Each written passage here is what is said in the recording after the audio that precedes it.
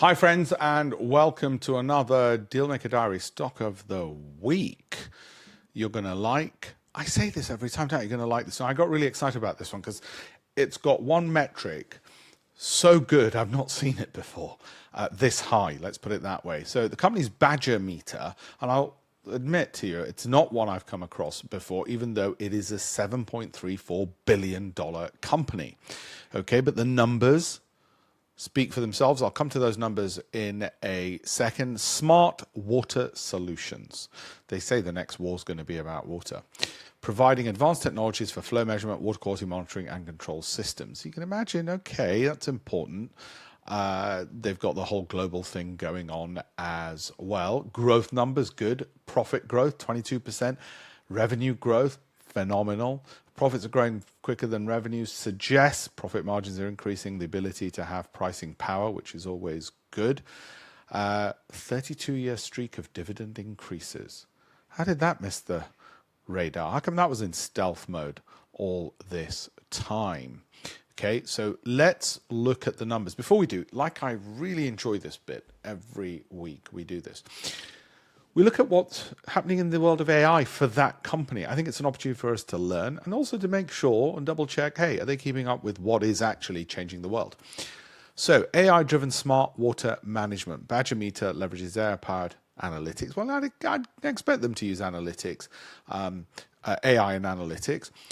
Flow optimization, again, using AI for that. Predictive asset monitoring, okay, sensors to work out basically how well the machinery and the infrastructure is holding up.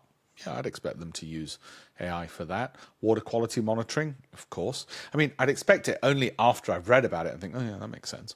Customer analytics and demand forecasting, of course. Operational efficiency, yep. What's important here is that they're doing this. If they weren't, that'd be a bit of a red flag and worrying. If we couldn't fit up 6 things at least that they're doing using AI in their business, then I'd be worried. Okay, so here they are, Badger Meter. On my proprietary value growth income rating, 7. Anything above 7 or 7 and higher meets my minimum criteria. Forecast PE, expensive. That's probably the highest I've ever seen of any number, and that's not necessarily a good thing. It's expensive. Okay, you're paying $50 for every dollar of profit. That worries me, and it is the highest I've ever seen. However, also one of the highest, if not the highest I've ever seen, is this, which is positive. CROCI, cash return on capital invested. They're getting a lot of cash generated for the capital they're investing. Spend your capital once, get a cash cow thereafter. That's what that's a measure of. Sortino above 1. That is probably one of the highest numbers, if not the highest I've ever seen.